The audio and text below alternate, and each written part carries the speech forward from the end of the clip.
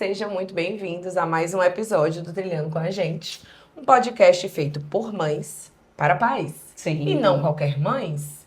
Mães, psicólogas infantos juvenis. Eu tô aqui com a minha sócia linda, maravilhosa, Sara Bastos. Olá, gente, bom dia. Vou logo me apresentar, né? Depois tu vai se apresentar também. Sou Sara Bastos, sou psicóloga infanto-juvenil, de adultos também. Sou neuropsicóloga e a gente tá com Trilhas Parentais, né? Que é um projeto super bacana, onde a gente oferece aos pais, né? Aos cuidadores, um lugar seguro, um lugar acolhedor, um lugar cheio de informações desses temas que são mais, assim, desafiadores, né? Tanto na infância como na adolescência. Isso. E lá vocês vão encontrar informações de forma leve, de forma prática, né? Bem diretas, bem objetivas, materiais extra. E aí a gente trouxe o Trilhando com a gente também para falar um pouquinho mais sobre esses assuntos que a gente sabe que é tão desafiador para vocês, pra gente, né? Porque eu me incluo nisso. Exatamente. E eu sou a psicóloga Jéssica Rosa, sou também psicóloga infanto-juvenil, neuropsicóloga e mãe de 2 meninos lindos e maravilhosos, assim como a Sara. É típico de mãe esquecer alguma parte da apresentação. Eu esqueci dessa parte, eu não li no script, gente. Eu sou mãe também, mãe de 2 meninos, do Gabriel e do Miguel. E se você quiser saber mais sobre a gente, sobre o conteúdo que a gente posta, que a gente produz, nos siga no Instagram. Sim. O meu é @psijessicarosa. E o meu Sara Bastos Psi. Estamos lá. Então, vamos pro nosso tema de hoje? Vamos, um tema que tá quentinho. Quentinho, porque essa lei entrou em vigor em março. 17 de março, pouquinho tempo. Mês passado, que fala sobre essa atualização do ECA, que é o Estatuto da Criança e do Adolescente. Sim. Passou por uma atualização extremamente importante. Que, inclusive, eu até fico pensando, né, Jéssica, já falando um pouquinho. Gente, olha que ponto nós chegamos, né? Precisar de uma atualização de uma lei que não era pra ser lei, né? Que era pra ser algo muito óbvio, que era pra ser algo já natural. Né? Dos pais entenderem. Exatamente. O ECA, pra quem não conhece o ECA é o Estatuto da Criança e do Adolescente. Sim. Foi criado aí há muitos e muitos e muitos sim, anos atrás. Sim. Mas o ECA ele é extremamente importante porque ele traz todos os direitos da criança e os deveres dos seus cuidadores para garantir a sua segurança, o seu desenvolvimento, né? O atendimento de todas as suas necessidades, Perfeito. Tanto na esfera familiar, mas também na esfera social de uma maneira mais ampla, né? Então o ECA é muito, muito, muito importante. Sim. Contempla várias leis aí que protegem as crianças e os adolescentes. E teve essa mudança recente no ECA para falar um pouco sobre essa questão das redes sociais, das mídias sociais, do uso de telas, de tecnologia por crianças e adolescentes, né? E não só esse uso, né, Jéssica, mas também a imagem, porque a gente está vendo cada vez mais a imagem das crianças em redes sociais, né, de forma bem exposta. E muitas vezes são imagens que são usadas para conteúdos, né, para propagandas e tudo mais, mas é uma exposição à imagem da criança que muitas vezes não está alinhada com aquela criança, ou que no futuro pode trazer um constrangimento para essa criança, né? Então o ECA, ele tá também protegendo tanto essa imagem da criança e do adolescente, né, nas redes sociais, como também essa questão dos cuidadores, né, onde eles têm por obrigação mesmo, né, estarem tá sempre supervisionando, né, estarem atentos ao que essas crianças e adolescentes estão usando, utilizando e de que forma estão utilizando, né. E não só os pais, né, o ECA, ele trouxe uma coisa importante, que é a responsabilização das plataformas, né? A responsabilização das redes sociais, a responsabilização das plataformas responsáveis pelos jogos eletrônicos. Sim. Tanto é que eu não sei se vocês perceberam algumas mudanças que já estão acontecendo nessas redes que a gente utiliza. Sim. De exigir que a pessoa tenha pelo menos 16 anos para entrar na rede, né? Então, alguns cuidados, ainda bem que estão sendo tomados, acho que principalmente depois daquela denúncia que o Felca fez ano passado, né? Tanto que essas mudanças no ECA estão sendo chamadas de Lei Felca. E ele mesmo pediu para que não fosse chamada assim. Mas não teve jeito, porque o vídeo dele, a Maria, viralizou muito e muito bom, né? Ele realmente trouxe, botou a boca mesmo pra fora, falou o que precisava ser dito, né? E começou a dar um alerta geral. É como disse assim, chega, né? Tá todo mundo aqui fingindo que não tá acontecendo nada. Por quê? Por que isso precisou acontecer? né, para garantir a proteção das crianças. Eu acho que foi uma coisa que ele escancarou. Sim. Na época, quem nunca assistiu o vídeo dele, acho que é interessante assistir para entender. É bom. Porque as crianças não só estavam sendo expostas desnecessariamente quando a gente pensa em termos de maturidade cognitiva, as crianças e os adolescentes, eles ainda não têm maturidade para tomar uma decisão, para ter ciência daquilo que eles estão fazendo, não tem, para compreender as consequências daquilo que eles fazem e para se responsabilizar. Com toda certeza, principalmente, Jéssica, quando a gente fala de adolescente no sentido de um pertencimento, né? Sim. Onde o adolescente, ele tem que se sentir pertencente a um grupo, eles têm essa necessidade, nessas mudanças que estão acontecendo de forma cerebral, de forma hormonal, e uma dessas mudanças é isso, ele tem, por isso que muitos adolescentes, gente, acabam se afastando um pouco ali dos pais, né? Porque é uma fase onde para eles a coisa mais importante são os grupos. É o grupo social. É o grupo social, e aí eles estão ali no meio daquelas mídias, daqueles jogos, daquele, né? E eles têm que pertencer a um grupo, muitas vezes o fulaninho, né, diz que tem que fazer isso, então, eu tenho que fazer porque senão eu não vou pertencer a esse grupo, eu vou ser excluído. Então, os adolescentes também são muito atingidos por essas redes, por esses jogos. Não, completamente. Exatamente. Assim, criança é atingida, mas eu penso quanto os adolescentes... Porque, assim, a criança, ela é a questão mesmo da inocência, da responsabilidade de ter que ter alguém para olhar por eles, né? E o adolescente é muito essa questão de ter que pertencer, né? Se eu não fizer, eu sou excluído. Sim. E aí... Sim. Aí o bicho pega. E aí ele se coloca em risco, né? E fora, além disso, né, dessa questão dessa exposição, sem ter muita noção, né, de que está se expondo, que isso pode trazer consequências, até porque a gente tem tido um aumento significativo de abuso sexual nas redes sociais, e isso é muito preocupante, né? Os predadores sexuais estão aí acessando esse conteúdo que está sendo produzido e exposto, né? Sim. Não só em redes sociais, mas também em grupos de jogos. Sim. Desses jogos online, enfim. Porque eles conseguem se comunicar com essas pessoas dentro dos grupos, alguns jogos são abertos e permitem, né, que pessoas que a gente não conhece façam parte. Mas também essa mudança do ECA, ela trouxe uma coisa muito importante, que os pais, a gente se preocupa tanto com o bullying que os nossos filhos sofrem na escola. Sim, muito. Mas os pais não estão se atentando para o cyberbullying. Perfeito. Que os nossos filhos ficam ainda mais expostos, porque eu posso me esconder dentro de um perfil fake. Sim.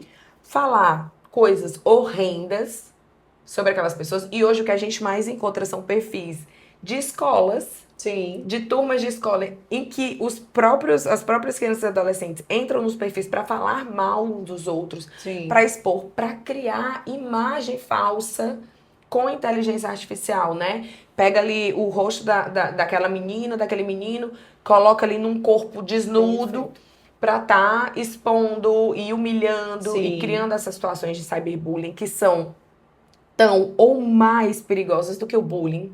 Que hoje eu acho que está sendo até mais, né, Jéssica? Até porque, olha como a nossa sociedade ela vai se atualizando, se modernizando. Até nisso. O bullying já não é mais algo tão comum, porque o cyberbullying é como se fosse a modernização do bullying. Né? Agora tem aí a inteligência artificial, né? Só que ainda mais grave, porque eles atingem muito mais gente. É muito mais fácil você atingir muitas pessoas através da internet do que eu falar ali na escola, aquela piadinha que solta ali no recreio e tudo mais. E que a piadinha do recreio é perigosa e tem seus riscos, mas é muito mais exposta para intervenção. Sim. Porque eu identifico quem é a pessoa que está fazendo isso, né? Às vezes um professor tá vendo, algum funcionário da escola tá vendo e consegue intervir, eu consigo fazer uma reunião ali com um grupo para discutir sobre isso, enfim, ter uma intervenção mais objetiva em relação ao bullying. Quando eu saber bullying, eu não sei quem tá por trás. Você perde ali eu não sei quem tá por trás do começou, quem é, quantos são. Olha que risco, olha que perigo que a gente está correndo, né? E que os nossos filhos estão correndo. E eu acho, Sara, que tem uma coisa que a gente precisa falar, né? Porque a gente bate, né? Você começou o podcast falando, não deveria ter sido necessário criar uma lei. E eu concordo com você em gênero, número e grau. Mas é muito mais difícil ser pai hoje em dia. Com certeza. Porque a nossa geração não teve acesso à tecnologia, às telas, a essa questão como se tem hoje. Sim. Né? No nosso tempo ali já tinha alguma coisa, a internet... Eu sou do tempo da internet de escada. Sim. Você também. Eu também. Então eu me lembro que para eu entrar no MSN... eu tinha que esperar o da internet tá sendo discada, né? Hoje em dia a gente tá um clique ali no celular. É muito acessível. Então é difícil pra gente também lidar com isso enquanto pais, porque a gente não viveu isso. É tudo muito novo esse mundo, né? Muito. E ele tá se atualizando numa velocidade que a gente não consegue acompanhar. Sim. E os nossos filhos conseguem. Então, nunca foi tão importante para os pais desenvolver uma comunicação, uma relação próxima com os filhos como hoje. Porque se isso não acontecer, a gente vai perder completamente o acompanhamento disso. Porque tá numa velocidade muito mais rápida. Que a gente não consegue acompanhar se não tiver a tutoria deles. Sim. Olha que loucura. Sim. Mas eu falo também da lei, Jéssica, também no CID sabe de quê? A que ponto nós chegamos? Sim. Né? Que não era para existir. É aterrorizante, né? É aterrorizante, não era para existir, porque não era para estar nessa proporção que tá. Sim. Para você ver como a coisa saiu do eixo, saiu do controle. Saiu do controle. Né? Saiu do controle. E os nossos filhos, eles travam.